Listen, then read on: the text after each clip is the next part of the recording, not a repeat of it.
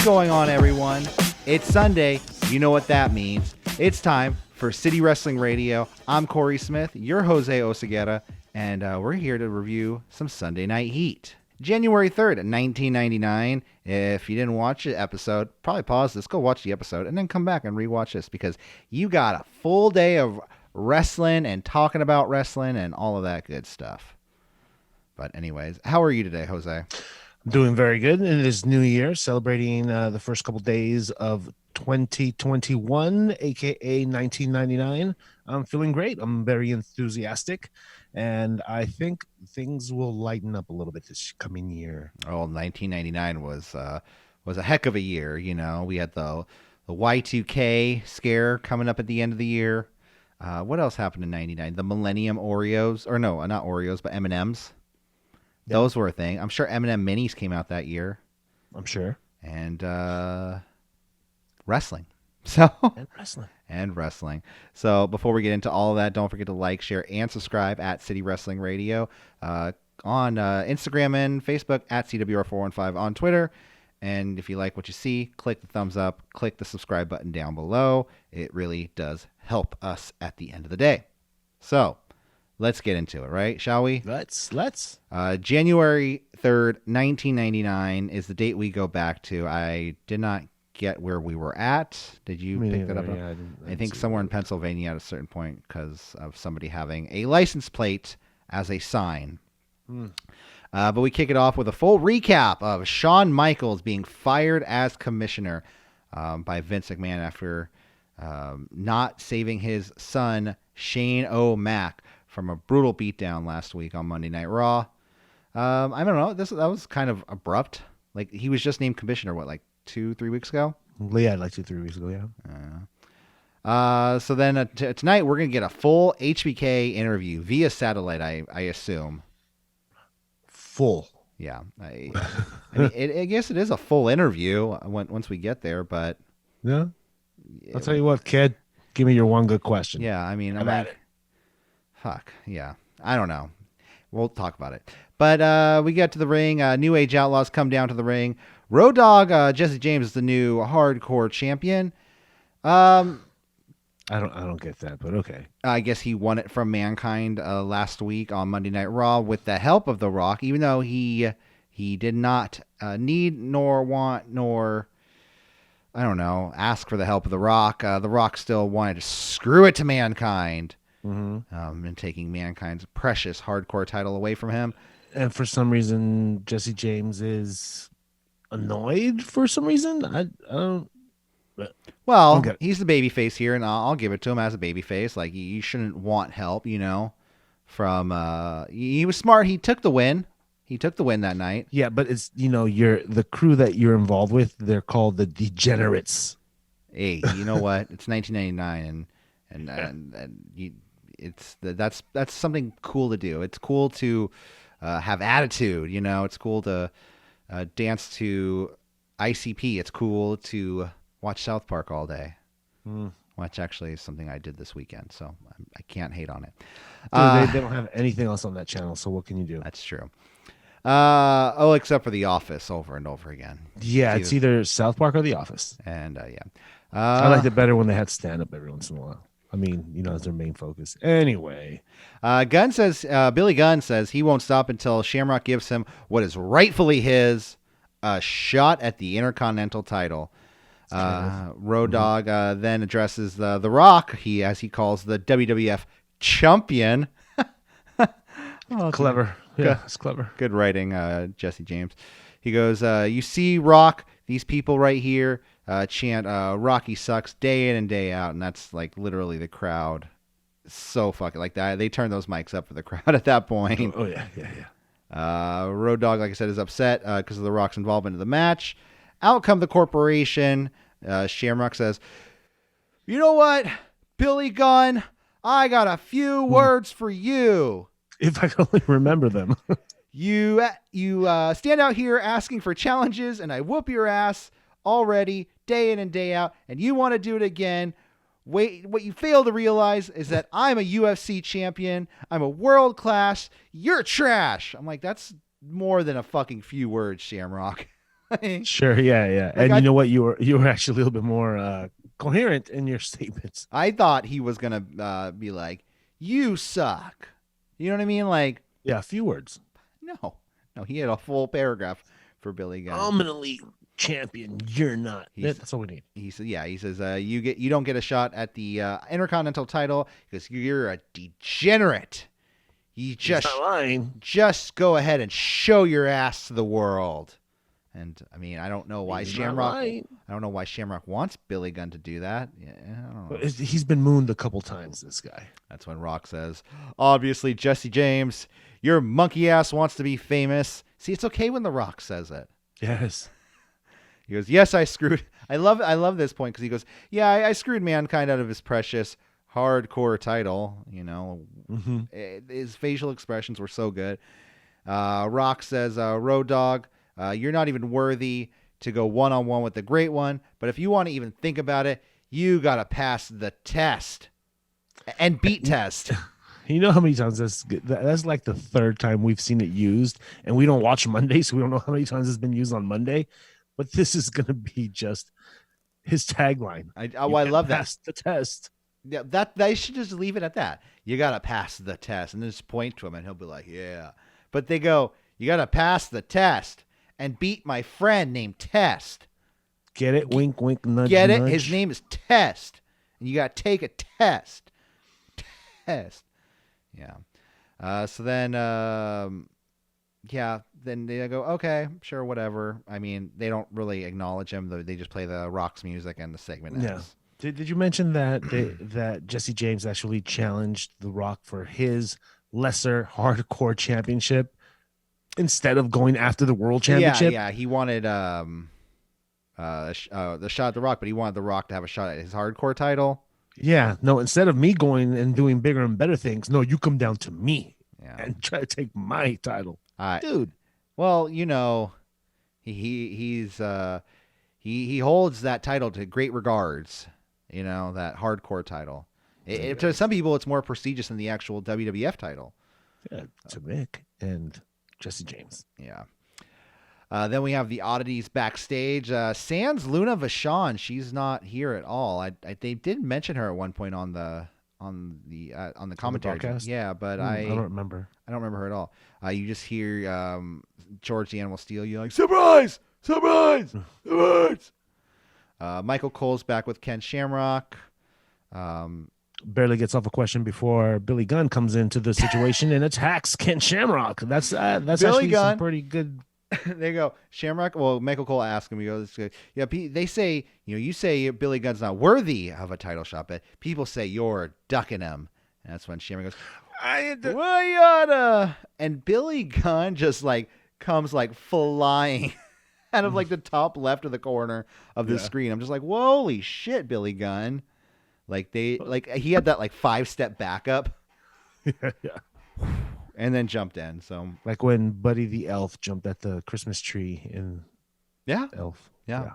Exactly. Sorry, it's going to be a dated reference right now, being that January 3rd. Yeah, but we're still, my Christmas tree's still up. We're still celebrating. Okay, it's January 3rd. Come on. Your Christmas tree's still up. You're right. Okay. The oddities come down to the ring. George the Animal Steel challenges Mosh for these foam What? Yeah. So was this foam titles mean something to George Steele? So was this no? But why? I mean, I guess we don't watch the Raw from back then, but it's just when did these come back? 'Cause they weren't last week. I mean, they had them weeks ago. Remember? For 2 months they've been gone. Yeah, they've been gone. Those foam titles. Yeah. And now all of a sudden, Mosh has these titles again. I think they're just trying to. With Mosh's comments to George the Animal Steel, I think they're trying to make the oddities look less like a carnival act and more of a group of people who have mental disabilities, I believe. He called them retarded. I wasn't going to say that, but I was going to get to it when he said it. Yeah. George the Animal Steel, he goes, although George the Animal Steel, I mean, he is saying, "Me, you wrestle. Me, you wrestle." Mm-hmm. And I know that's his thing, but I know the R word isn't good. Don't say it. But his gimmick wasn't that of someone with it was more like he was a monkey man, like he was mated with primates. And that's his parents were like Donald Trump. They were half orangutan, half human. Yeah, yeah. Yeah. So I Feel free to edit any of this. no, it's all good. I'm trying to just wrap my head around this because You can't because you're thinking 2020. I mean 2021. You got to think 1999. so basically, George Emo Steel wants to challenge Mosh. So if he wins, the oddities get a shot at what they're calling the tag team titles of the universe. Did they say of the universe? Yeah, they were like. I just heard universe. tag titles. I was like, wait a minute. No, What yeah, are you they were talking calling about? the tag titles of the universe. Mm. So then we get this great match: George the Animal Steel versus Mosh, and yeah, dude, this match it wasn't even a match. You know what's great about this is that being that we're in 21 years later, 21 years before 99, so in the 70s, they had this particular foreign object, whatever it may be. It just looked like It was a spork wrapped in a napkin. yeah. Like it's like okay. Yeah. So what happens in this match is George the Animal Steel evades Mosh, and then Mosh gets in the ring, and then Mosh evades Steel. Mosh gets back in the ring. Steel has this foreign object, which literally, like I said, it looks like a spork or a fork or a spoon, like wrapped in paper towel. And then taped with white tape. Yeah, and so George Emo Steel just goes up and like hits the guy Mosh in the head or something, The throat. the throat, and he rolls him up and pins him. It's a shitty match. And so they get a shot at those Universal Tag titles. Hooray! Commercials couldn't come at a better time. Oh yeah, but as you were saying, Mosh did call George Emo Steel retarded a few times, and that's not cool. I get it's 99, Even the gestures he was doing and the mocking that he was doing. but I got other problems with this show, and I got bigger problems because I got a count going. I don't know. We'll get into him, but then we get HBK with his exclusive interview with, I believe, Stan, Eminem's biggest fan, right? It looked like it. He had the dyed hair. He had the skinny look, like he hasn't eaten in weeks. Yeah. Dear Slim, I wrote you, but you still ain't called. I mean, he put all his energy into writing those letters and not asking HBK any questions at all. He asked him one. What did he ask him? Something dumb, too. Aren't you afraid that they're going to decapitate you? Because Vince said something like, HBK, next time you come into the arena, you're going to get decapitated. And I felt like Shane tried to that wasn't the word we were going to use, but they went with it. Mm-hmm. Because I think HBK said something about, I'm not worried about dismemberment or being dismembered. Yeah. And they're just like, oh, okay, thanks. And that was the interview. Yeah. And he goes, I'll be there tomorrow night. I could tell, kid, that you're a little green, a little wet behind the ears. Yeah. That was supposed to be Shawn Michaels' house, even though it was like obviously some soundstage. So. Or a hotel room. Yeah. Oh. Then we get Sexual Chocolate, Mark Henry versus Triple H. And I do appreciate. I did kind of laugh a little, and I don't know how bad this was when I laughed at this line of Kevin Kelly. When Kevin Kelly says, well, it's the new year, and a lot of people are swearing off chocolate, except for China.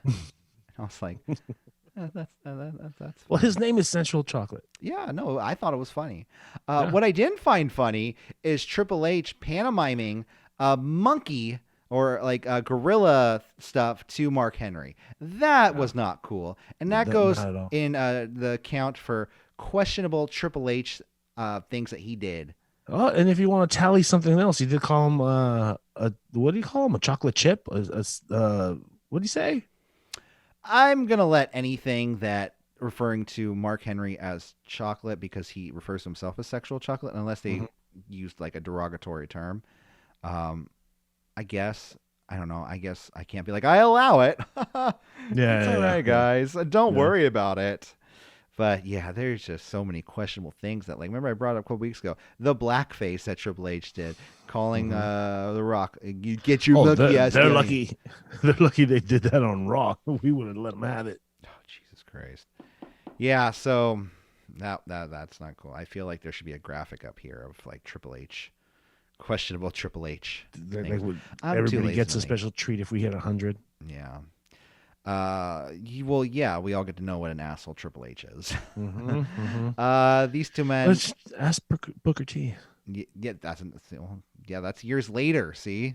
These two men lock up a few times, with Henry would always get the upper hand. Then Chyna and her friend are on the ramp, and Henry is distracted. I remember this, but I don't remember this. So I don't remember the reveal. She's supposed to be a man, I think. Right. Yeah. Was that the reveal at the end of everything? Yeah. Like they had a threesome or something, and it was, no. They get Henry into the room, and like, you know, and she's like, oh, what do you, are you, there's a hand in my butt. Yeah. Well, I think, you know, that's whatever. That's sexual chocolate. Yeah. You get, you know, you feel up on his butt. But like, I don't think he's down with the, you know, erect penis. I don't think, which, you know, is fine. If it's not for you, it's not for you. Well, oh yeah, and then Henry gets pedigreed, and that was a very easy distraction. He was like, "Oh, hey, there's my lady with another girl." Whoop. Which, because apparently Chyna like said some shit like, apparently everything is like, "It's all true, Mark. I love you." They said that in during this match, right? Yeah. So here's my friend, and we're gonna stand on the ramp. And obviously, Mark Henry was like, "Oh, there's another woman there. I'm gonna have a three-way today." I don't know. But then she's supposed to be like chilling with Triple H. Isn't she like Triple H's bodyguard? Wasn't that like the whole thing? Oh, Chyna? Yeah, she was the bodyguard of DX. She was Triple H's bodyguard to begin with. Yeah. And then she joined Triple H as an official member. And then behind the scenes, we know Triple H was they were together. Yep.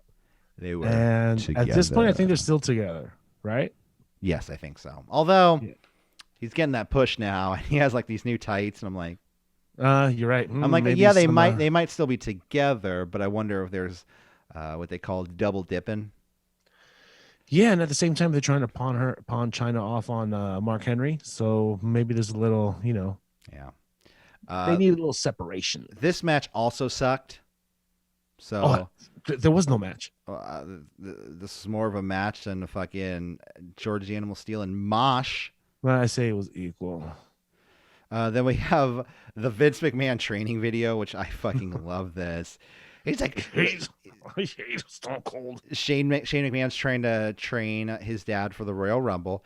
And one thing that cracks me up is that gym that they're filming in is the exact gym in Titan Towers. You'll see it in the corporate Money in the Bank match. You'll see it.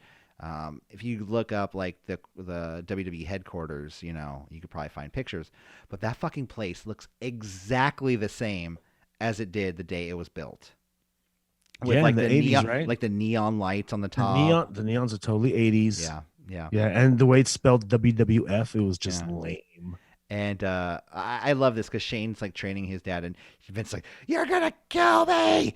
And he's like, "Come on, one more! I can't. This is too heavy." No, it's not. You go at it. Which is fucking great because you know Vince is not in the gym like, "This is too heavy. Oh, I can't do this." But the way he played it was so good. You know, he played it like somebody that doesn't lift weights all the time, and he's going to undergo this huge transformation because he hides it under those baggy clothes. And his anger is fueling him. Yeah. I hate you. And he eats or he drinks the raw eggs. Oh, no, that was so gross. Disgusting. Do people actually do that? Dude, salmonella. I think it was well known back then too. People like did it, right? I don't know. People did it. They thought it was like a big protein boost. You didn't see Rocky 1? I mean, just make some egg whites or something. Yeah, just cook it, man. The extra step is not that big of a deal. You don't really need to get out and running at 5 a.m. like that. And then we get Christian versus Val Venus. Val comes out to the ring. He says, "I'm a lot like a can of beer. Not what do you short. Mean, like short and fat? No, not short and fat. But once you pop my top, you'll be drunk on what's inside." Ew, dude, what are you eating? I don't think he gets how sex works. How are you supposed to feel He's like, afterwards? "Oh, you're gonna be drinking everything inside of me and becoming drunk. And they're like, that's, You know what? the- Maybe he does get what's happening because maybe every time he gets with a woman, they throw up afterwards. well, that's drunk, right? She's drunk off my stuff. Yeah. That's just me. That doesn't happen to you. What? Like, Val, you fucking creep. You fucking creep. So Christian, he's fighting Christian in this match. Christian takes it to Val, spinebuster, and strikes to Christian. Very nice looking power bomb to Val Venus. Dude, it was amazing. Out of nowhere. Then Venus is crotched on the top turnbuckle. Christian goes for a superplex. Is tossed off the top by Val Venus. Money shot, pin, win. The Val Venus, who apparently has half a penis. I'm just going continuity wise. He has half a penis. Right. Yeah. You know what's and he's fixed. Yeah. He has a vasectomy. I saw a picture one time of a thing chopped off, and I wasn't prompted that I was going to see it, and I was like, I was scarred. I was scarred for life. Yeah. So Christian looked really good in this match. I will give him that. Val Venus is Val Venus. And after the match, the lights go out and the Brood beats down on Val Venus and covers... In the feel good segment of the night. Yes, cover him in blood. And they went all full PETA on him and well, it wasn't even like blood. It just looked like really dark red water. It was corn syrup. Yeah. It'd be funny if they like. It's just like, oh, we'll just use chocolate syrup. That's what we used in the black and white era. Because he's so old school. And that's a really bad joke. Yeah. Lights come back on. Val is covered in blood. Actually, no. We get the feel-good segment coming up in this next match. So Jeff Jarrett and Owen Hart versus Big Boss Man and Ken Shamrock. Two heel teams going at it for what reason? I don't know. I don't know. Maybe Vince just doesn't like Jeff Jarrett and Owen Hart, so because Vince didn't like the Harts. We know that, especially at this point of their careers. I mean, I don't think you could say he hated the Harts, but the way things went about, it seemed like, he didn't like it. It's still a fresh wound. It's only maybe a year and a couple, some change old. Yeah. And Jeff Jarrett, historically did not get along with Vince in WWF. Yeah, I bet it has going back and forth. Yeah. Well, yeah. Also, but he did go back and forth between WCW. Like every time his like pay wasn't good, he's like, "I'm going back over here, slap nuts." Yeah, because didn't he make his debut as the country singer on WCW, then made his way over to WWF? No, other way around. Well, no, I think he did. No, he used to be the long hair country singer in WWF. And then took that show over to WCW, then brought it back. Yep. And then he became Slap Nuts. I could be wrong, but I know he went back. Well, it sounds about right. So Owen and Shamrock start the match. Shamrock lays out Owen. Shamrock then goes for a Hurricane Rana, but Owen catches him for another power bomb. We're at 2 power bombs for the night. Bossman and Jarrett go at it. Fall away slam to Jeff Jarrett. Deborah then gets on the apron to distract Bossman, and she undoes her top, and Bossman's just like, "Oh yeah, we're doing this." And you see this look. I'm like, Bossman, you just look too much like a creepy cop at that point. Yeah, totally. Like, and he walks over. I've been in this situation before. Deborah takes his hand and just makes him grab her ass. And he grabs her ass. Jeff Jarrett rolls up Boss Man for the pin and the win. I popped. I'm not going to lie. I was like, yeah! Jarrett and Owen, my new favorite tag team. They're going to get shot at the title next week. Yeah. Well, I mean, fucking hopefully. But yeah, no. It was a decent match, too. You know what I mean? It wasn't. It was match of the night. It was actually match of the night. You're right. Out of my rating system, it got a 5.5. That's match of the night here. Yeah. Like I said, the Heat. Yeah. Like I said, first time I popped for this team. Next up, we have Michael Cole backstage yet again, this time with Owen and Jarrett. And they're both mad that it wasn't a title match. Well, you know what? To quote Owen Hart, he says, "We got screwed. That wasn't a title match tonight. Next time we meet you, we'll take those titles." Woo! Such unenthusiastic woo. Woo! It really was. Like he stepped into it. Woo! They were like, back to, can you say woo? Woo! Yeah. And Jeff Jarrett says, I was already pissed off when I came in here. You pissed me off again, and I'm going to get real mad. Slap nuts. I'm Jeff Jarrett, J-E-double-A. I don't know. He didn't say all that, but you get the drift. With Owen, with me, and our secret, Deborah. I thought he meant secret weapon, but no, it's a secret. Yeah. Maybe Deborah's the Blue Blazer. You know? We don't know who the Blue Blazer is. Blonde hair. Yeah. I'm just going kayfabe, guys. No disrespect to Owen Hart. At this point of their thing of the storyline, you know, they both have played the Blue Blazer. So allegedly, yeah. Then we go to the main event of the evening. Road first, we get Mankind. Jesus Christ, what's going on?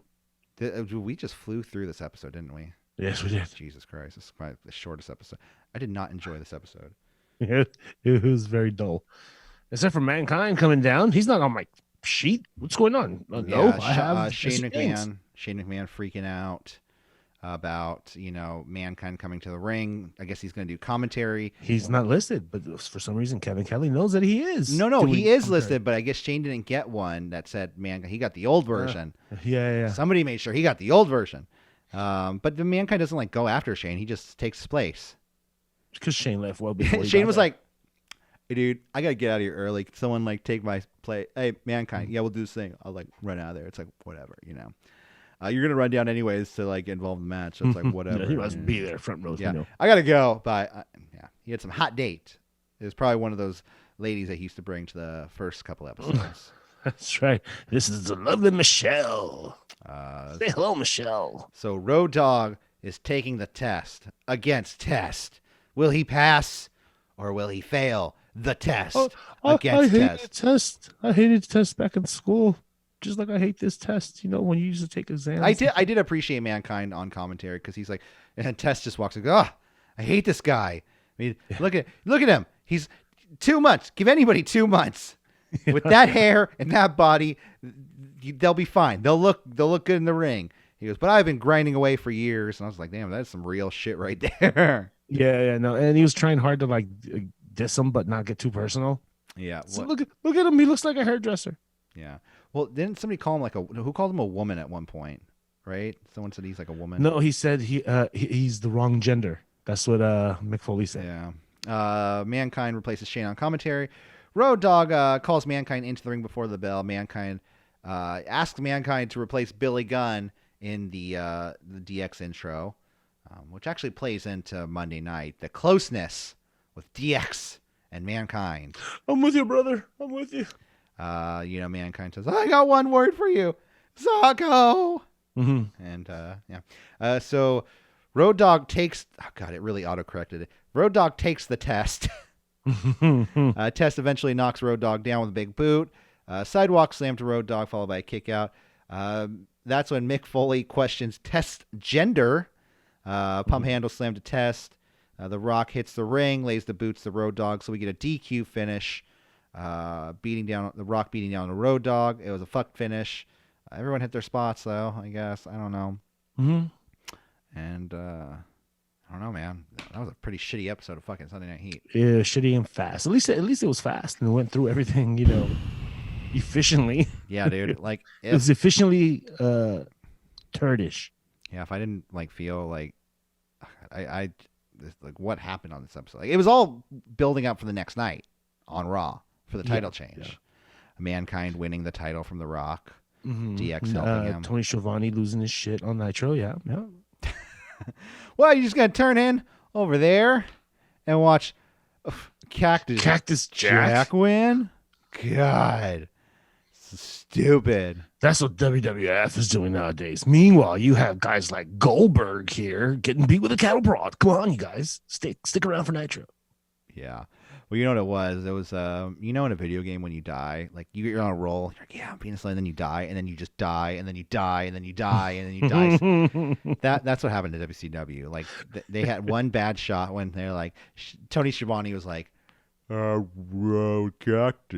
Jack, and that was the moment. Like they just started missing, man. It really was from that point on. It was. Shouldn't have took that jab. I mean, I switched over when Austin won the title earlier in '98. Mm-hmm. And that was I switched over and Catches Jack won. To be honest, Really? Like, really? That's happening right now? So this is the point you switch over to WWF. All right. Well, I guess that does it here for us.